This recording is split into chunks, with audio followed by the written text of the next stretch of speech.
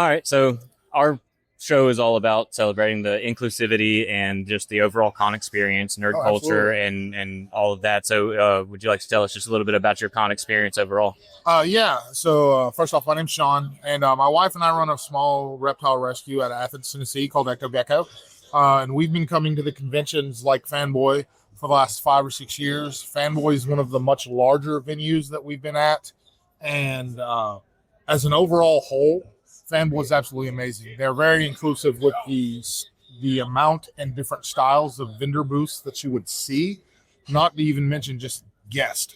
We are, like I said, a reptile rescue photo op experience. You come by, you can see an amazing assortment of animals. This is Agnes, my baby Colombian red-tailed boa, who right now at 2 years old is only about 1.5 feet long, but when she is full grown, she will be 10 to 11 foot long. Wow. And weighs 50 to 60 pounds. Wow. So as you can tell, she is just a baby and she's docile. She's just as sweet as can be. She's done like 60 photos today. Okay. And, but being at a convention, if you guys have been here all day, you see everything from Indiana Jones to the Joker, Dungeon Crawler Carl, and I didn't know who that was at first. I just thought it was some guy walking around in his underwear, and I was like, okay, we're living our best life.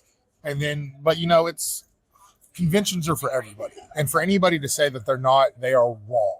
Because here's the deal: you've got LGBTQ pride booths over here, you've got military awareness booths over here, you've got recruitment center booths, you've got PTSD booths, mental health booths, voice actors, wood carvings, podcasters such as yourself. This is just an environment where everybody should be able to come together and get along and just live life and enjoy what everybody does. Conventions are meant to be about nerddom, stardom, fandom, and Fanboy is doing it well. I have been to some conventions that have not done it well. I don't really want to throw their name out there, but I went to a convention a couple weeks ago that had a vendor hall, and then they had a private rave afterwards that was open to the public that the regular vendors didn't know anything about, and certain vendors got to sell product out of their hotel room. Okay. So you basically eliminated sales for a floor the size of this. Right. And then that hurts the convention community as a whole, because now you're sitting here, you've developed a bad reputation, and vendors such as myself and my amazing wife, who just came into the large version of Agnes on this gentleman's shoulder. We will never ever go back to that convention because of the way they did us. Right. We told them when we signed up for it, hey, we're an animal rescue. We need to be somewhere sort of enclosed and quiet. They put us next to the DJ booth. So really missed on that. Yeah, one. They really missed the ball on that one. And I'm sitting here like, okay, I dig the Star Wars Cantina song, but hearing it on repeat with the bass, and my snakes are just, you can see the tenseness. We had to stop doing photos because Margot, as docile as she is right now, at 30 pounds, you can feel her weight. If she was angry, that's not something you'd want to deal with. Right. But overall, conventions like Fanboy, Volunteer Valley Comic-Con, which is an up-and-coming convention that you guys should really come to in Morristown, Tennessee. Okay. They do it every year at the end of June. Amazing convention. FarleyCon, they have a booth upstairs right now. They're going to be in Chattanooga the first weekend in August. Absolutely amazing. Chattanooga Comic-Con, absolutely amazing. These are people that would welcome you guys with open arms, and you can really see the inclusivity of what makes a convention a convention. Another one that's in a really good con to go check out is Con Nuga. Okay. Con Nuga does 3 events a year. They do Con Nuga, then they do ShutterCon, which is a horror-themed convention. And then they do Tattoo Nuga, which is a tattoo/Comic-Con. So the wide variety of things that you will see there is absolutely amazing. Yeah, that sounds cool. It's so cool. And with Con Nuga, and I talk about Con Nuga a lot, I'll talk about FarleyCon a lot, I'll talk about Chattanooga Comic-Con a lot. They gave us our start in the convention. I used to build, well, I still do. I build movie replica vehicles. I've showed you guys a couple of them. At FarleyCon, we're actually going to do an interview in the Turtle Van, which is going to be super cool because Master Shredder from Teenage Mutant Ninja Turtles 2 is going to be there, and I know we can get me to the interview in the Turtle Van. Yeah, okay. Con Nuga, the headline for their con is It is literally your con. Right. They only have 4 or 5 celebrity guests each year. Yeah. And that's it, because they want it to be about the experience of being with your friends, the cosplay contest, the haunted house, the screen contest, everything like that. They also own ShutterCon, which is a very horror-themed con. And then that you've got your makeup tutorials, your scare tutorials, and then the tattoo convention. FarleyCon in August, the biggest G.I. Joe reunion of G.I. Joe animated voice characters in the world. I've seen that poster. It's going to be absolutely amazing. Chattanooga Comic-Con C3, which is happening in November, the first weekend in November. They're going to have Scott Ennis and Grey Delisle from Scooby-Doo. Okay. They're going to be there. They're going to have a lot of other amazing voice actors and movie actors, comic book artists. It's going to be huge. We will be at all these events. You guys should definitely come check it out. I can help grease the wheels there, get y'all in there. Don't worry about that. Well, like I said, we've been doing this for years, and I come from a background of doing bodyguard work and bouncer work. I've been around celebrities. Do I get jaded by some and starstruck by some of the celebrities? Yes. Joel over here with from Dodgeball and Grandma's Boy. Giant nerd, love him. He's great. He come over and hung out with all the animals. Do I see things that could be improved upon at certain conventions? Yes. Do I think they need to have 9 lightsaber vendors here? Right. Absolutely not. Right. Because what do you do when you're coming to buy a lightsaber? You've spent $100 at a lightsaber booth, but then you see another lightsaber at another booth that you want to buy for less, but you have no money now. Right. It's just one of those things where the idea of the Comic-Con convention, if you know, like it started in San Diego with a guy just literally selling comics and talking about action figures, and it has become this worldwide phenomenon. I can think of there's got to be at least 500 Comic-Cons in the U.S. a year. Yeah.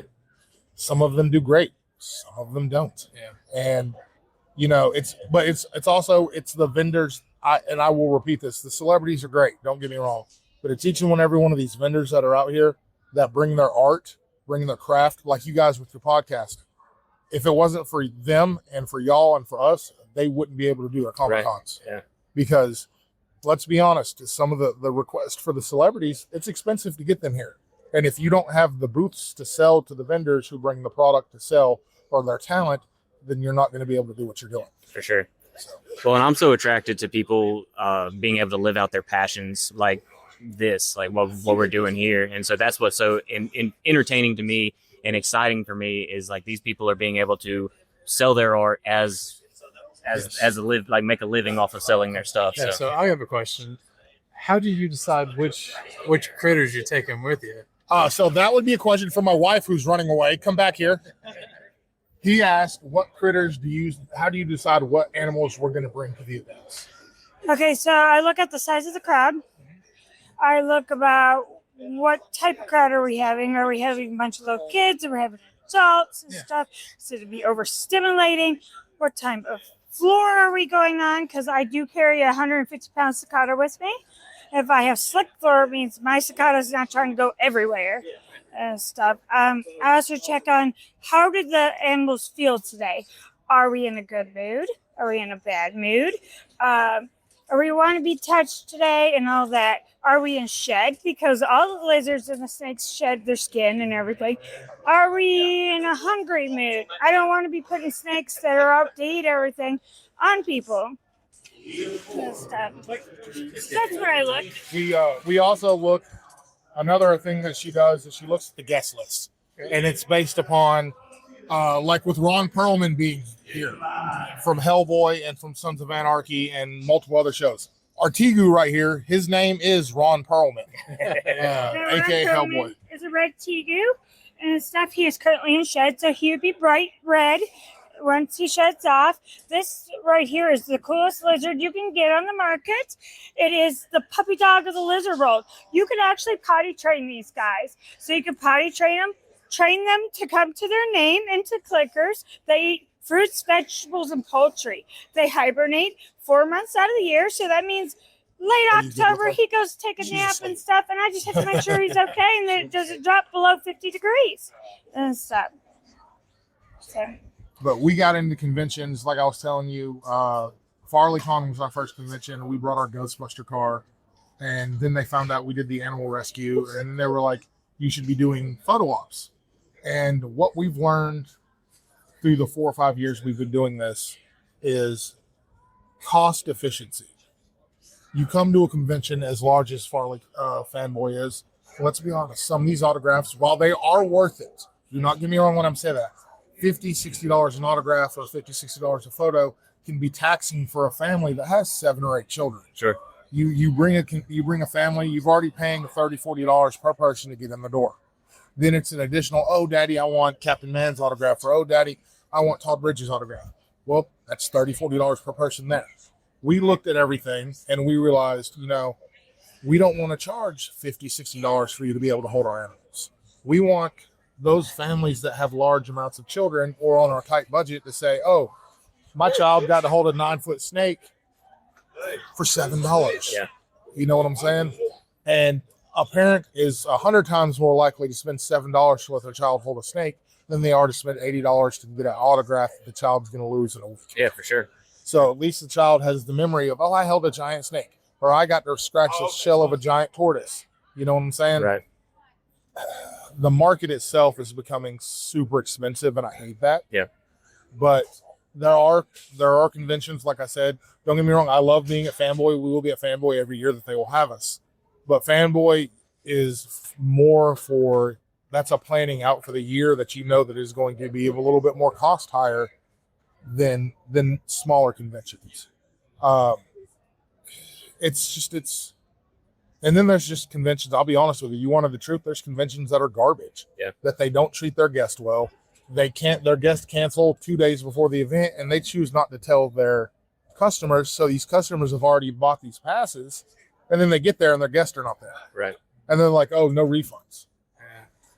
What kind of person, who does that? Right. I mean, that's how there's literally conventions that get the bad con rep. Right. And unfortunately, you guys will experience it doing what you're doing with podcast. And it's unfortunate. There's always the good, bad, and what we call the good, bad, and the ugly. You've got good cons, you've got bad cons, and there's just got cons that you would wish would go away. Right. And I'll be a prime example. I'll tell you one. Matrotham Con. Okay. They ran for 5 years out of Chattanooga, Tennessee. We did their 5th year show. It was Disney and Star Wars, Disney and wrestling themed. Was it a great show? Yes. Amazing. The venue was amazing. The celebrities were amazing. The vendors were amazing. The next year they moved to Dalton, Georgia, because the story that they told was they needed a smaller venue because they were downsizing. They had gotten kicked out of the Chattanooga Convention Hall for not paying their bill. Okay.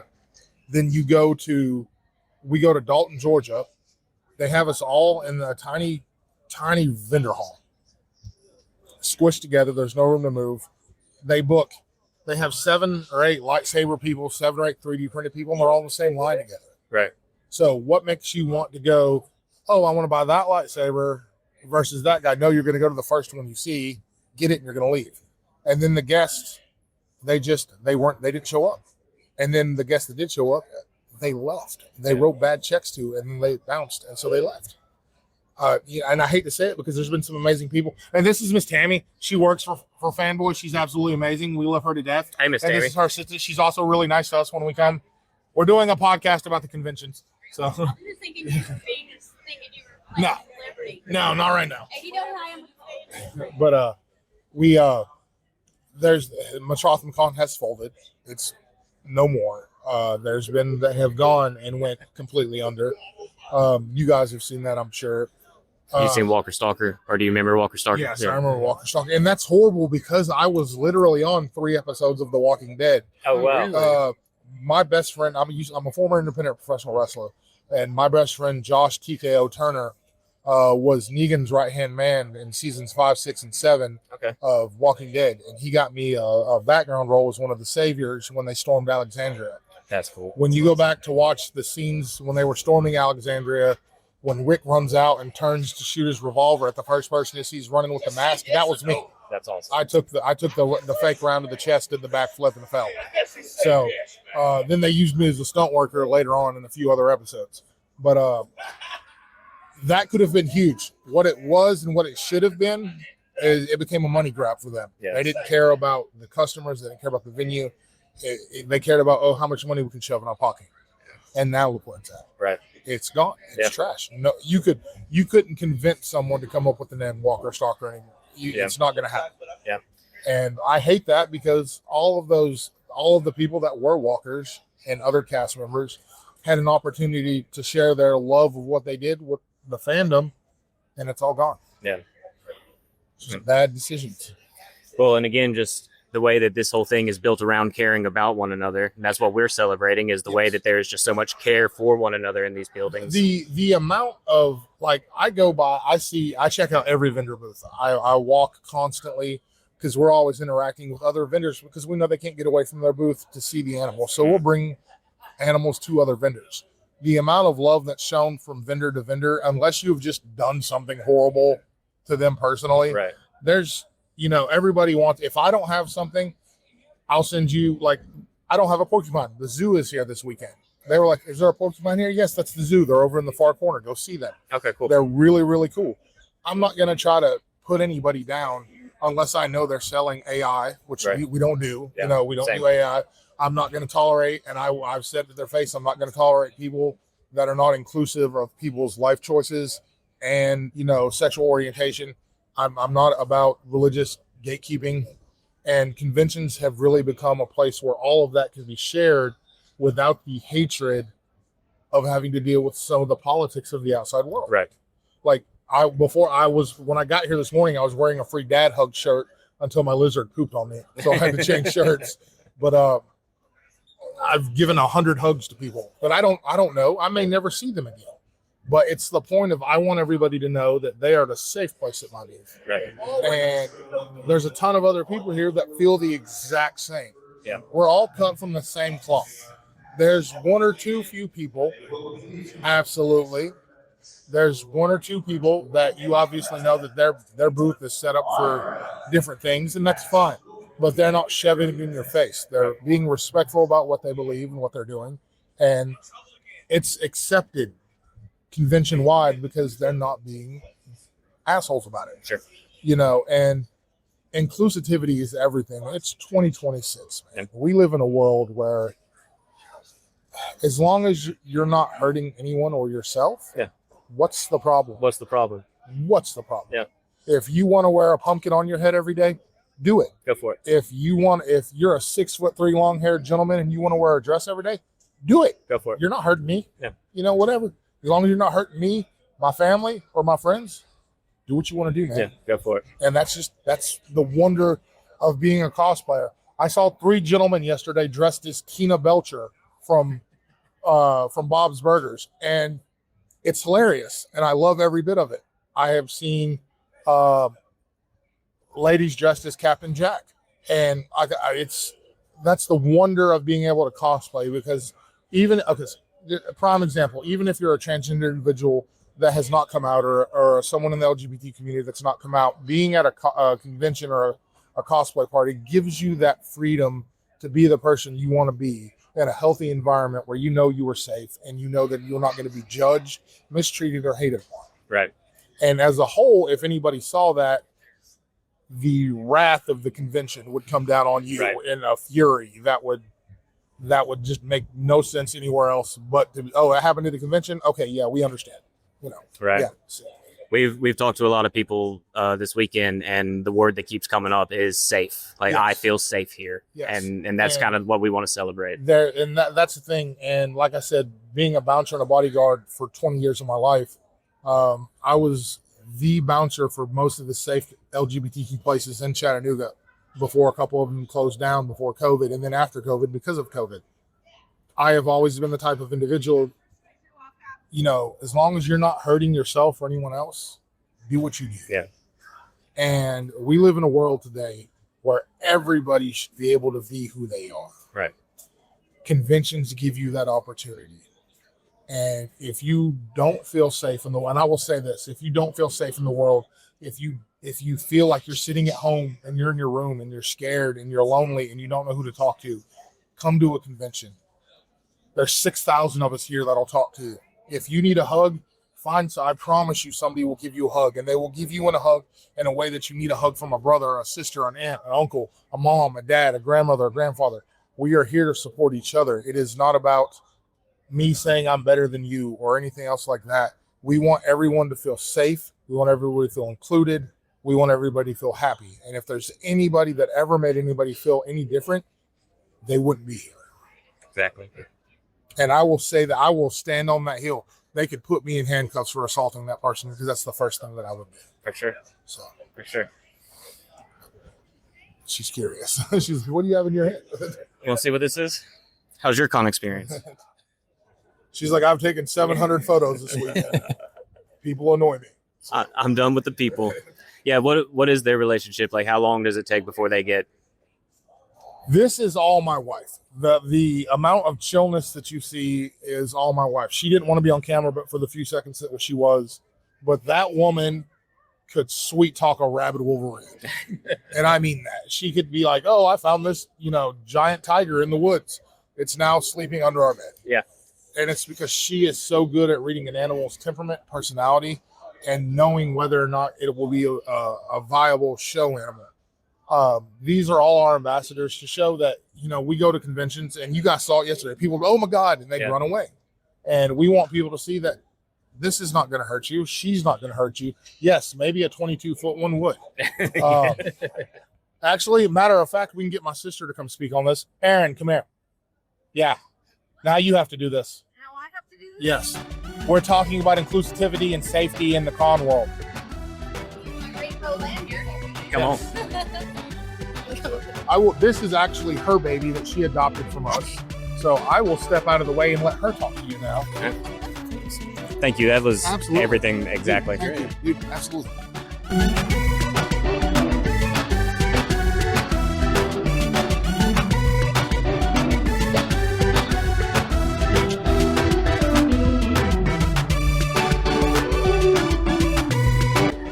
Oh, hello. How often do you get that reaction? A lot. A whole lot. It's either yay or oh God, and then they run away. They're with the sanctuary. Yeah. No, we're not licensed to catch the venomous ones. Otherwise, we would. So. I got the black snakes, I got the rattlers, I got everything. Oh, I could do that all day long, but I can't do the rattlers. So we'll lose our license. Very unique lizards at my big house. What? I got some very unique lizards at my big house. That'd be cool. We like lizards.